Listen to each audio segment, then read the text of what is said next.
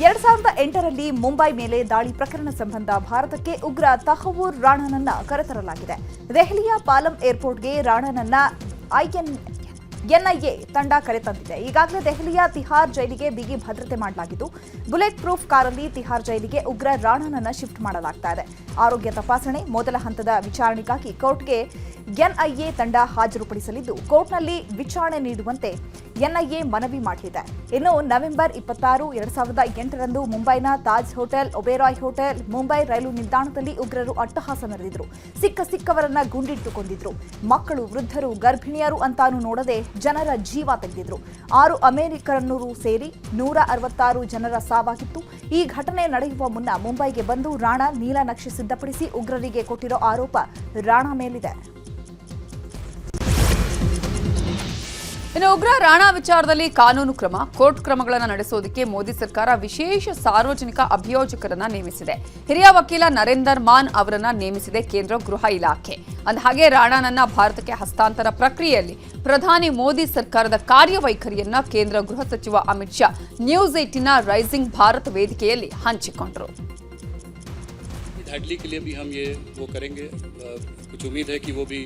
देखिए, मोदी सरकार का प्रयास है कि जिन लोगों ने भी भारत की जमीन, भारत का सम्मान और भारत के नागरिकों के साथ दुर्व्यवहार भी किया है, वो हमारे कानून के जद में लाना चाहिए.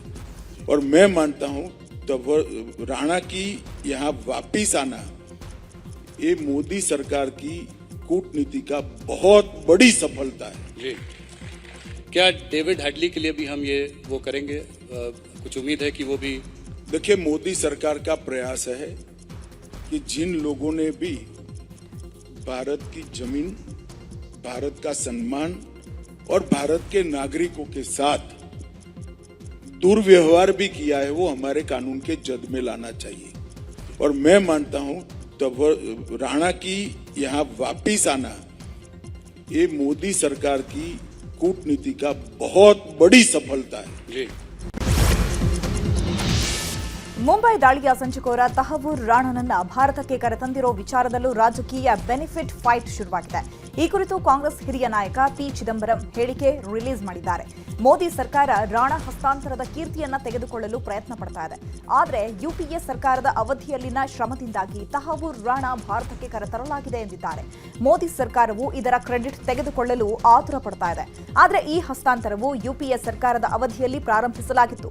2009ರ ನವೆಂಬರ್ 11ರಂದು ಎನ್ಐಎ ನವದೆಹಲಿಯಲ್ಲಿ ಡೇವಿಡ್ ಕೋಲ್ಮನ್ ಹೆಡ್ಲಿ, ತಹವೂರ್ ರಾಣಾ ಮತ್ತು ಇತರರ ವಿರುದ್ಧ ಪ್ರಕರಣ ದಾಖಲಿಸಿ ಪ್ರಕರಣಕ್ಕೆ ಅಡಿಪಾಯ ಹಾಕಿತ್ತು. ಇದನ್ನ ಮೆಚ್ಚಿದ ಕೆನಡಾ ವಿದೇಶಾಂಗ ಸಚಿವರು ಭಾರತದ ವಿದೇಶಾಂಗ ನೀತಿಗೆ ಧನ್ಯವಾದ ಹೇಳಿದ್ರು ಅಂತ ಹೇಳಿದ್ದಾರೆ. ಮುಂಬೈ ಬ್ಲಾಸ್ಟ್ನಲ್ಲಿ ಇಸ್ರೇಲಿಗಳು ಸೇರಿದಂತೆ 170ಕ್ಕೂ ಹೆಚ್ಚು ಜನ ಸಾವನ್ನಪ್ಪಿದ್ರು. ಆರೋಪಿಗಳಲ್ಲಿ ಒಬ್ಬನನ್ನ ಭಾರತಕ್ಕೆ ಹಸ್ತಾಂತರಿಸಿರುವುದು ಸಂತಸದ ವಿಚಾರ. ಭಯೋತ್ಪಾದಕರಿಗೆ ಶಿಕ್ಷೆ ಕೊಡಿಸ್ತಾ ಇರುವ ಭಾರತ ಸರ್ಕಾರಕ್ಕೆ ಇಸ್ರೇಲ್ ಪರವಾಗಿ ಧನ್ಯವಾದ ಹೇಳ್ತಾ ಇದ್ದೇನೆ ಅಂತ ಭಾರತದಲ್ಲಿರುವ ಇಸ್ರೇಲ್ ರಾಯಭಾರಿ ರೋವೆನ್ ಅಜರ್ ಹೇಳಿದ್ದಾರೆ.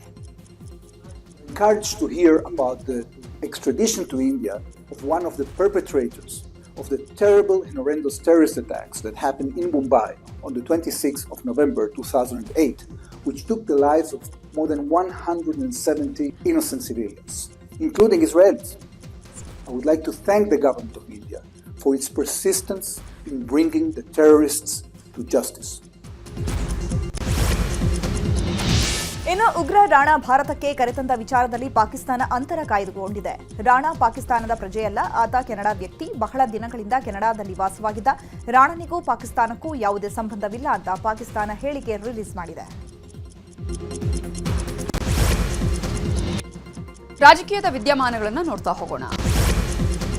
ರಾಜ್ಯ ಸರ್ಕಾರದ ವಿರುದ್ಧ ಬಿಜೆಪಿ ಜನಾಕ್ರೋಶ ಯಾತ್ರೆ ಇವತ್ತು ಮುಂದುವರೆದಿದೆ. ಉಡುಪಿಯಲ್ಲಿ ರಾಜ್ಯಾಧ್ಯಕ್ಷ ಬಿವೈ ವಿಜಯೇಂದ್ರ ನೇತೃತ್ವದಲ್ಲಿ ಜನಾಕ್ರೋಶ ಯಾತ್ರೆ ನಡೆಸಲಾಯಿತು.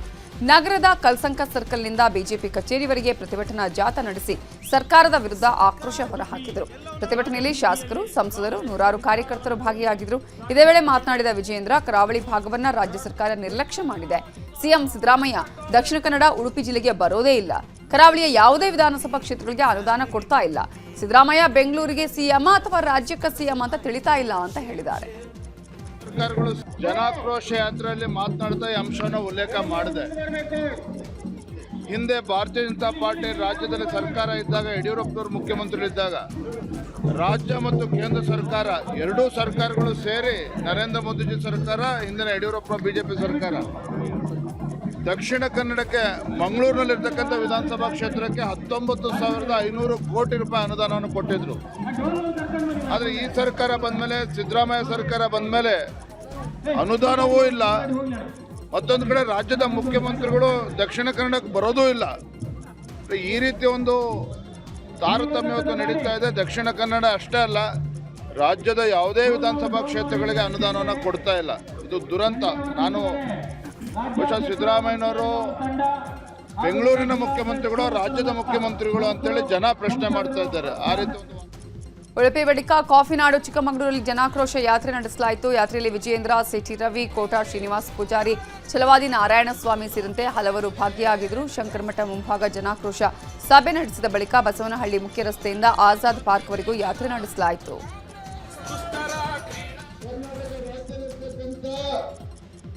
ಒಂದು ಭ್ರಷ್ಟ ಜನವಿರೋಧಿ ಬೆಲೆ ಏರಿಕೆ ಸರ್ಕಾರದ ವಿರುದ್ಧ ಕರ್ನಾಟಕದಲ್ಲಿ ಇವತ್ತು ಮುಸಲ್ಮಾನರನ್ನ ಓಲೈಕೆ ಮಾಡ್ತಕ್ಕಂಥ ನಿಟ್ಟಿನಲ್ಲಿ ಹಿಂದೂಗಳ ಅಪಮಾನ ಮಾಡ್ತಾ ಇರ್ತಕ್ಕಂಥ ಕಾಂಗ್ರೆಸ್ ಸರ್ಕಾರದ ವಿರುದ್ಧ ಅಭಿವೃದ್ಧಿಗೆ ಮೀಸಲಿಟ್ಟಿರ್ತಕ್ಕಂಥ SC, PSP, TSP ಹಣವನ್ನ ದುರುಪಯೋಗ ಮಾಡಿಕೊಂಡಿರ್ತಕ್ಕಂಥ ಸಿದ್ದರಾಮಯ್ಯ ಸರ್ಕಾರ, ಕಾಂಗ್ರೆಸ್ ಸರ್ಕಾರದ ವಿರುದ್ಧ ಇವತ್ತು ಜನಾಕ್ರೋಶ ಯಾತ್ರೆಯನ್ನ ಪ್ರಾರಂಭ ಮಾಡಿದ್ದೇವೆ. ಬಿಜೆಪಿಯಿಂದ ಜನಾಕ್ರೋಶ ಯಾತ್ರೆ ಹಿನ್ನೆಲೆ ಬಿಜೆಪಿಗೆ ತಿರುಗೇಟು ಕೊಡಲು ಕಾಂಗ್ರೆಸ್ ಮುಂದಾಗಿದೆ. ಏಪ್ರಿಲ್ 17ರಂದು ರಾಜ್ಯಾದ್ಯಂತ ಬೃಹತ್ ಹೋರಾಟಕ್ಕೆ ಸಿದ್ಧತೆ ನಡೆಸಿದೆ. ಸಿಲಿಂಡರ್ ಬೆಲೆ ಏರಿಕೆ ಖಂಡಿಸಿ ಸಿಎಂ, ಡಿಸಿಎಂ ನೇತೃತ್ವದಲ್ಲಿ ಬೆಂಗಳೂರಿನಲ್ಲಿ ಪ್ರತಿಭಟನೆ ನಡೆಸಲು ತಯಾರಿ ನಡೆಸಿದೆ. ಪ್ರತಿಭಟನೆಯಲ್ಲಿ ರಾಜ್ಯ ಕಾಂಗ್ರೆಸ್ ಉಸ್ತುವಾರಿ ಸುರ್ಜೇವಾಲಾ ಕೂಡ ಭಾಗಿಯಾಗಲಿದ್ದಾರೆ. ಈ ಮೂಲಕ ಬೆಲೆ ಏರಿಕೆ ಆರೋಪಕ್ಕೆ ತಿರುಗೇಟು ಕೊಡಲು ಕಾಂಗ್ರೆಸ್ ರಣತಂತ್ರ ರೂಪಿಸಿದೆ. ಯಾರು ಮಾಡ್ತಾ ಇದ್ರೆ ಅವರು ಲೋಕಾಯುಕ್ತಗೆ ಇಲ್ಲಾಂದರೆ ಸರ್ಕಾರಕ್ಕೆ ಕಂಪ್ಲೇಂಟ್ ಕೊಡಲಿ, ಕೂಡಲೇ ಅದ್ರ ಬಗ್ಗೆ ತನಿಖೆ ಮಾಡಿಸೋಣ. ನ್ಯಾಯಬದ್ಧವಾದಂಥ ಆಡಳಿತ ಕೊಡಲಿಕ್ಕೆ ನಮ್ಮ ಸರ್ಕಾರ ಬದ್ಧವಾಗಿದೆ. ನಾವು ಯಾರಿಗೂ ಕೂಡ ಯಾವುದೂ ಕೂಡ ಈ ಲಂಚಕ್ಕೆ ಯಾವುದಕ್ಕೂ ಕೂಡ ನಾವು ಅವಕಾಶ ಕೊಡಲ್ಲ. ಗುತ್ತಿಗೆದಾರರ ಬಾಕಿ ಹಣವನ್ನ ದಯವಿಟ್ಟು ಕೊಡ್ತೀವಿ ಅಂತ ಹೇಳ್ತಾನೆ ಇದ್ದೀರಾ, ಯಾವಾಗ ಕೊಡ್ತೀರಾ ಅಂತ ಸಿಎಂ ಹಾಗೆಯೇ ಡಿಸಿಎಂಗೆ ರಾಜ್ಯ ಗುತ್ತಿಗೆದಾರರು ಪತ್ರ ಬರೆದಿದ್ದಾರೆ. ಇನ್ನು ಈ ಪತ್ರದ ಕುರಿತಾಗಿ ಮಾತನಾಡಿರೋ ಗುತ್ತಿಗೆದಾರರ ಸಂಘದ ಅಧ್ಯಕ್ಷ ಮಂಜುನಾಥ್, 3 ವರ್ಷಗಳಿಂದ ಸಮಸ್ಯೆ ಹೇಳ್ತಾ ಇದ್ರು, ಪರಿಹಾರ ಸಿಗ್ತಾ ಇಲ್ಲ. ಸಿಎಂ, ಡಿಸಿಎಂ ಹಾಗೂ ಮಂತ್ರಿಗಳು ನೆರವಾಗ್ತಾ ಇಲ್ಲ. ಸಣ್ಣ ಹಾಗೂ ಮಧ್ಯಮ ಗುತ್ತಿಗೆದಾರರಿಗೆ ಜ್ಯೇಷ್ಠತೆ ಆಧಾರದ ಮೇಲೆ ಹಣ ರಿಲೀಸ್ ಮಾಡಬೇಕು, ಆದರೆ ಸರ್ಕಾರ ನಮ್ಮ ಕಷ್ಟವನ್ನೇ ಅರ್ಥ ಮಾಡ್ಕೊಳ್ತಿಲ್ಲ ಅಂತ ಹೇಳಿದ್ದಾರೆ. ಇದುವರೆಗೂ ಸಹ ನಮ್ಮ ಕಾಂಟ್ರಾಕ್ಟರ್ಗಳು, ಚಿಕ್ಕ ಪುಟ್ಟ ಕಾಂಟ್ರಾಕ್ಟರ್ಗಳಿಗೆ ಕರೆಕ್ಟಾಗಿ ಸರಿಯಾದ ಪೇಮೆಂಟ್ಗಳು ಸಿಗ್ದಲೆ ನಮಗೆ ತುಂಬ ಕಷ್ಟ ಆಗಿದೆ. ಸುಮಾರು ನಾವು ಎಲ್ಲ ಮಿನಿಸ್ಟ್ರಿಗಳಿಗೂ ಲೆಟ್ರ್ ಬರ್ದ್ವಿ, ಎಲ್ಲ CMಗಳಿಗೂ ಲೆಟ್ರ್ ಬರ್ದ್ವಿ. ಎಲ್ಲದೂ ಆದರೂ ಸಹ ಯಾರೂ ಅದ್ರ ಬಗ್ಗೆ, ಸಣ್ಣ ಕಾಂಟ್ರಾಕ್ಟರ್ಗಳ ಬಗ್ಗೆ ಗಮನ ಹರಿಸ್ತಾ ಇಲ್ಲ. ನಮ್ಮ ಒತ್ತಾಯ ಇಷ್ಟೇ, ಸಣ್ಣ ಕಾಂಟ್ರಾಕ್ಟರ್ಗಳಿಗೆ 55ರಿಂದ 50 ಲಕ್ಷ ಇರ್ತಕ್ಕಂಥ ಕಾಂಟ್ರಾಕ್ಟರ್ಗಳಿಗೆ ಇಮಿಡಿಯೇಟಾಗಿ ಕ್ಲಿಯರ್ ಆಗಬೇಕು. ಮತ್ತು ಜೊತೆಗೆ ಗುತ್ತಿಗೆದಾರರ ಸಂಘದಿಂದ ಪತ್ರ ಬರೆದಿರೋ ವಿಚಾರದ ಬಗ್ಗೆ ಬೆಂಗಳೂರಲ್ಲಿ ಮಾತನಾಡಿರೋ ಸಚಿವ ಕೃಷ್ಣ ಬೈರೇಗೌಡ, ಅವರ ದೂರನ್ನ ಪರಿಶೀಲನೆ ಮಾಡೋಣ. ಯಾರು ಮಧ್ಯವರ್ತಿ ಅಂತ ನಿರ್ದಿಷ್ಟವಾಗಿ ಹೇಳಬೇಕು. ಅವರು ಏನು ದೂರು ಕೊಟ್ಟಿದ್ದಾರೆ ಅನ್ನೋದನ್ನ ನೋಡಬೇಕು. ನಿರ್ದಿಷ್ಟವಾಗಿ ಹೇಳಿದ್ರೆ ಕ್ರಮವನ್ನು ತೆಗೆದುಕೊಳ್ತೇವೆ ಅಂತ ಹೇಳಿದ್ದಾರೆ. ಅವ್ರದ್ದು ದೂರು ಏನಿದೆ ಪರಿಶೀಲನೆ ಮಾಡೋಣ. ಮಧ್ಯವರ್ತಿಗಳು ಇದ್ದಾರೆ ಅಂತ ಹೇಳೋದಕ್ಕಿಂತ ಯಾರು ಮಧ್ಯವರ್ತಿಗಳು ಅಂತ ನಿರ್ದಿಷ್ಟವಾಗಿ ಹೇಳಿದ್ರೆ ಪರಿಹಾರ ಕ್ರಮ ತೆಗೆದುಕೊಳ್ಳಿಕ್ಕೂ ಕೂಡ ಅನುಕೂಲ ಆಗುತ್ತೆ. ನಾನು ಕೂಡ ಅವ್ರು ಏನು ದೂರು ಕೊಟ್ಟಿದ್ದಾರೆ ಖಂಡಿತ ವಿಚಾರ ಮಾಡ್ತೇವೆ. ಗುತ್ತಿಗೆದಾರರ ಪತ್ರದ ವಿಚಾರವಾಗಿ ಬೆಂಗಳೂರಲ್ಲಿ ಮಾತನಾಡಿರೋ ಬಿಜೆಪಿ ಶಾಸಕ ಮಹೇಶ್ ತೆಂಗಿನಕಾಯಿ, ಗುತ್ತಿಗೆದಾರರು ಈ ಸರ್ಕಾರದ ಮೇಲೆ ಮತ್ತೆ ಗುರುತರ ಆರೋಪ ಮಾಡಿದ್ದಾರೆ. ನಮ್ಮ ಸರ್ಕಾರ ಇದ್ದಾಗ ಕಾಂಗ್ರೆಸ್ ಸುಳ್ಳು ಆರೋಪ ಮಾಡಿತ್ತು.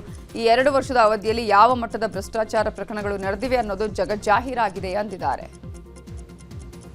ನೋಡಿ, 100% ಆಗಿ ಇವತ್ತು ಏನು ಗುತ್ತಿಗೆದಾರ ಹೇಳಿದ್ರು, ಅವತ್ತಿನ ಕೆಂಪಯ್ಯ ಹೆಸರು ಹೇಳ್ಕೊಂಡು ಇವರೆಲ್ಲ ಭಾಳಷ್ಟು ಗದ್ದಲ ಹಾಕುವಂಥ ಕೆಲಸ ಮಾಡಿದ್ರು.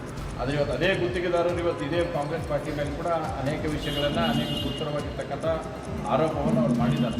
ಇವತ್ತು ಅವರು ಹೇಳಿರ್ತಕ್ಕಂಥ ಸಂಗತಿ ಅವ್ರು ಹೇಳಿದ್ದಾರೆ, ಗುತ್ತಿಗೆದಾರ ಎಲ್ಲರೂ ಕೂಡ ಮುಂದಿನ ದಿನಮಾನಗಳಲ್ಲಿ ಇನ್ನೂ ಅನೇಕ ವಿಷಯಗಳನ್ನು ಬಹಿರಂಗಪಡ್ತಾರೆ ಅಂತೇಳಿ ಒಂದು ಭಾರತೀಯ ಜನತಾ ಪಾರ್ಟಿ ವಿರೋಧ ಪಕ್ಷವಾಗಿ ಒಂದು ರಚನಾತ್ಮಕ ಭ್ರಷ್ಟಾಚಾರದ ಹೇಳಿಕೆ ನೀಡಿದ ಬಸವರಾಜ ರಾಯರೆಡ್ಡಿ ವಿರುದ್ಧ ಎಂಬಿ ಪಾಟೀಲ್ ಗರಂ ಆಗಿದ್ದಾರೆ. ಬೆಂಗಳೂರಿನಲ್ಲಿ ಮಾತನಾಡಿದ ಅವರು, ಪಕ್ಷಕ್ಕಿಂತ ಯಾರೂ ದೊಡ್ಡವರಲ್ಲ, ಅವರ ಹೇಳಿಕೆಯಿಂದ ಮುಜುಗರ ಆಗಿದೆ. ಸಿಎಂ, ಕೆಪಿಸಿಸಿ ಎಐಸಿಸಿ ನಾಯಕರು ಇದನ್ನ ಗಮನಿಸ್ತಾರೆ. ಖಂಡಿತವಾಗಿ ಪಕ್ಷ ಇವರ ಮೇಲೆ ಕ್ರಮ ಕೈಗೊಳ್ಳುತ್ತೆ. ರಾಯರೆಡ್ಡಿ ಹಿರಿಯರಿದ್ದಾರೆ, ಯಾರು ಎಷ್ಟೆಷ್ಟು ಹಣ ಪಡೆದಿದ್ದಾರೆ ಅಂತ ಹೇಳಬೇಕಲ್ವಾ ಅಂತ ಕಿಡಿಕಾರಿದ್ದಾರೆ. ರಾಯರೆಡ್ಡಿ ಅವರಿಗೆ ಕೇಳಬೇಕು, ಯಾರ್ಯಾರು ಭ್ರಷ್ಟಾಚಾರದಲ್ಲಿ ಇನ್ವಾಲ್ವ್ ಆಗಿದ್ದಾರೆ, ಅವ್ರಿಗೆ ಏನೇನು ಮಾಹಿತಿ ಇದೆ ಅಂತೇಳಿ ರಾಯರೆಡ್ಡಿ ಅವರಿಗೆ ಕೇಳಬೇಕು. ಮತ್ತು ನನಗೆ ಅನ್ಸ್ಕೊಂಡು ಹಿಂದಾಳೆ ಉಲ್ಟಾ ನೋಡಿದಾರೆ ಅಂತ ಕೇಳಿದ್ದೀನಿ ಹಿಂದಾಳೆ. ಆಮೇಲೆ ಅದು ಪಕ್ಷ ಗಮನಿಸ್ತದೆ, ಯಾರು ಪಕ್ಷಕ್ಕಿಂತ ದೊಡ್ಡವರಲ್ಲ.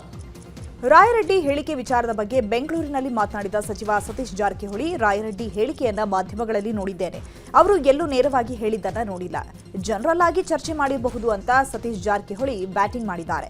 ಇನ್ನು ಇದೇ ವಿಚಾರವಾಗಿ ಸಚಿವ ಈಶ್ವರ್ ಖಂಡ್ರೆ ಕೂಡ ರಿಯಾಕ್ಷನ್ ಕೊಟ್ಟಿದ್ದಾರೆ. 2-3 ದಿನಗಳಿಂದ ರಾಯರೆಡ್ಡಿ ಅವರ ಹೇಳಿಕೆ ನಾನು ಮಾಧ್ಯಮದಲ್ಲಿ ಹೇಳಿದ್ದೀನಿ, ನೋಡಿದ್ದೀನಿ. ಆದರೆ ಅವರು ಎಲ್ಲಿ ಕೂಡ ನೇರವಾಗಿ ಹೇಳಿದ್ದನ್ನೇ ಎಲ್ಲಿಯೂ ತಾವು ನೋಡಲಿಕ್ಕಾಗಿಲ್ಲ, ತೋರಿಸ್ಲಿಕ್ಕಾಗಿಲ್ಲ. ಯಾರೋ ಒಳಗಡೆ ಇದ್ದಂಥವ್ರು ಬಂದು ಹೊರಗಡೆ ಹೇಳಿದ್ರು ಅನ್ನೋದು ಅಷ್ಟೇ ಸುದ್ದಿ ಆಗಿದೆ. ಮತ್ತು ಅವರು ಜನರಲ್ ಆಗಿ ಅಸೆಸ್ ಮಾಡಿರ್ಬೋದು ಅಷ್ಟೇ, ಇಡೀ ಜಗತ್ತಿಂದು, ದೇಶದ್ದು, ರಾಜ್ಯದ್ದು. ಅವ್ರು ಎಲ್ಲಿ ನೇರವಾಗಿ ಹೇಳಿಕೆಯನ್ನು ನಾವು ಎಲ್ಲಿ ನೋಡಿಲ್ಲ ಯಾರು ಕೂಡ.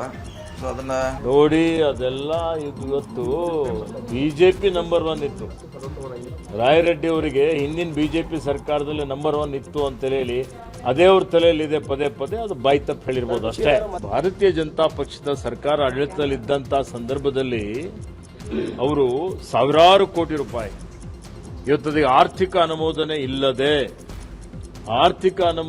ಇಲ್ಲದೆ ಹಣ ಅದಕ್ಕೆ ಮೀಸಲಿಡದೆ ಅವರು ಅನುದಾನ ಖರ್ಚು ಅದಕ್ಕೆ ಟೆಂಡರ್ ಮಾಡಿದ್ದಾರೆ, ಕಾಮಗಾರಿ ಮಾಡಿಸಿದ್ದಾರೆ.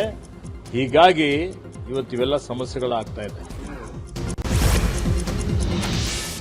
ಆಸ್ಪತ್ರೆ ಉದ್ಘಾಟನಾ ಕಾರ್ಯಕ್ರಮದ ವೇಳೆ ಮೋದಿ ಫೋಟೋ ಇಲ್ಲ ಅಂತ ಸಚಿವರುಗಳ ಮುಂದೆಯೇ ಕೋಲಾರ ಸಂಸದರು ಅಸಮಾಧಾನ ವ್ಯಕ್ತಪಡಿಸಿದ್ದಾರೆ. ಚಿಕ್ಕಬಳ್ಳಾಪುರ ಜಿಲ್ಲೆ ಚಿಂತಾಮಣಿ ನಗರದಲ್ಲಿ ಆಸ್ಪತ್ರೆ ಉದ್ಘಾಟನೆ ವೇಳೆ ಈ ಘಟನೆ ನಡೆದಿದೆ. ಸಚಿವ ಎಂಸಿ ಸುಧಾಕರ್ ನೇತೃತ್ವದಲ್ಲಿ ಆರೋಗ್ಯ ಇಲಾಖೆ ಏರ್ಪಡಿಸಲಾಗಿದ್ದ ಕಾರ್ಯಕ್ರಮದಿಂದ ಸಂಸದ ಮಲ್ಲೇಶ್ ಬಾಬು ಹೊರ ನಡೆದಿದ್ದಾರೆ.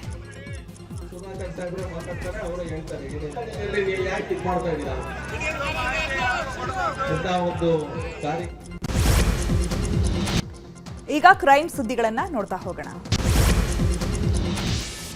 ಬೆಂಕಿ ಹಚ್ಚಿ ಸಾಯಿಸಿ ಅಂತ ಕಾಂಗ್ರೆಸ್ ಮುಖಂಡ ಅಹಮದ್ ಕಬೀರ್ ಅಲಿಯಾಸ್ ಅಹಮದ್ ಖಾನ್ನ ಪೊಲೀಸರು ಇನ್ನೂ ಬಂಧನ ಮಾಡಿಲ್ಲ. ಪ್ರಚೋದನಾತ್ಮಕ ಭಾಷಣ ಮಾಡಿದ ದಾವಣಗೆರೆ ಪಾಲಿಕೆ ಮಾಜಿ ಸದಸ್ಯ ಅಹಮದ್ ಖಾನ್ ವಿರುದ್ಧ ಆಜಾದ್ ನಗರ ಪೊಲೀಸ್ ಠಾಣೆಯಲ್ಲಿ ಕೇಸ್ ದಾಖಲಾಗಿದೆ. ಆದರೆ ಇದುವರೆಗೂ ಬಂಧನವಾಗಿಲ್ಲ. ಬದಲಾಗಿ ವಿಡಿಯೋ ಮಾಡಿದವರನ್ನ ಬಂಧಿಸಿ ಪೊಲೀಸರು ಸುಮ್ಮನಾಗಿದ್ದು ಭಾರೀ ಚರ್ಚೆಗೆ ಕಾರಣವಾಗಿದೆ. ಬೆನ್ನೋವು ಅಂತ ಮೊನ್ನೆ ಕೋರ್ಟ್ಗೆ ಚಕ್ಕರ್ ಹಾಕಿದ್ದ ದರ್ಶನ್ ನಿನ್ನೆ 3 ಗಂಟೆಗಳ ಕಾಲ ಥಿಯೇಟರ್ ಅಲ್ಲಿ ಕೂತು ಸಿನಿಮಾ ನೋಡಿದ್ದಾರೆ. ಮೊನ್ನೆ ಕೋರ್ಟಲ್ಲಿ ದರ್ಶನ್ ವಿರುದ್ಧದ ಕೊಲೆ ಪ್ರಕರಣದ ಅರ್ಜಿಯ ವಿಚಾರಣೆ ನಡೆಯಿತು. ಅದೇ ವಿಚಾರಣೆಗೆ ಬೆನ್ನು ನೋವಿನ ನೆಪವನ್ನ ಕೊಟ್ಟು ಗೈರಾಗಿದ್ರು. ಈಗ ನಿನ್ನೆ ಥಿಯೇಟರ್ಗೆ ಬಂದು ದರ್ಶನ್ ಮೂವಿಯನ್ನ ನೋಡಿದ್ದಾರೆ. ಚಿತ್ರದುರ್ಗದ ರೇಣುಕಾಸ್ವಾಮಿ ಕೊಲೆ ಆರೋಪಿ ನಟ ದರ್ಶನ್ ನಿನ್ನೆ ಚಿಕ್ಕಣ್ಣ ಜೊತೆಯಲ್ಲಿ ವಾಮನ ಚಿತ್ರ ವೀಕ್ಷಣೆ ಮಾಡಿದ್ದಾರೆ. ಇದೇ ಕೊಲೆ ಕೇಸ್ಗೆ ನಟ ಚಿಕ್ಕಣ್ಣ ಸಾಕ್ಷಿಯಾಗಿದ್ದಾರೆ. ಈಗಾಗಲೇ 2-3 ಬಾರಿ ಪೊಲೀಸರು ಸ್ವಾಮಿ ಕೇಸ್ನಲ್ಲಿ ಚಿಕ್ಕಣ್ಣನನ್ನ ವಿಚಾರಣೆ ನಡೆಸಿದ್ದಾರೆ.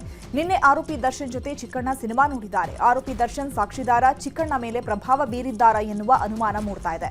ಕೋರ್ಟ್ ವಿಚಾರಣೆ ಹಂತದಲ್ಲೇ ಆರೋಪಿ ಜೊತೆಗಿನ ಓಡಾಟ ಸಾಕಷ್ಟು ಅನುಮಾನಗಳಿಗೂ ದಾರಿ ಮಾಡಿಕೊಟ್ಟಿದೆ. ವಾಣಿಜ್ಯ ನಗರಿ ಹುಬ್ಬಳ್ಳಿಯಲ್ಲಿ ಸಮಾಜ ವಿದ್ರೋಹಿ ಶಕ್ತಿಗಳು ಬಾಲ ಬಿಚ್ಚಿವೆ. ಬೇಕರಿ ಮಾಲೀಕರನ್ನ ಯುವತಿಯ ಮೂಲಕ ಪರಿಚಯ ಮಾಡಿಕೊಂಡು ಹನಿ ಟ್ರ್ಯಾಪ್ ಮಾಡಲಾಗಿದೆ. ನಗರದ ಗಂಠಿಕೇರಿಯ ಪಾಟೀಲ್ ಗಲ್ಲಿಯ ಮಧು ಅನ್ನುವ ವ್ಯಕ್ತಿಗೆ ಹನಿ ಟ್ರ್ಯಾಪ್ ಮಾಡಲಾಗಿದ್ದು, ಕಳೆದ 4-5 ದಿನಗಳ ಹಿಂದೆ ಮಧುವನ್ನ ಅಪಹರಣ ಮಾಡಿ ಹಣಕ್ಕೆ ಬೇಡಿಕೆ ಇಟ್ಟಿದ್ದಾರೆ. ಪ್ರಕರಣ ಸಂಬಂಧ 4 ಜನ ಖದೀಮರನ್ನ ಬಂಧಿಸಿ ಯುವತಿಯನ್ನೂ ಸಹ ವಿಚಾರಣೆಗೆ ಒಳಪಡಿಸಿದ್ದಾರೆ ಗಂಠಿಕೇರಿ ಪೊಲೀಸರು.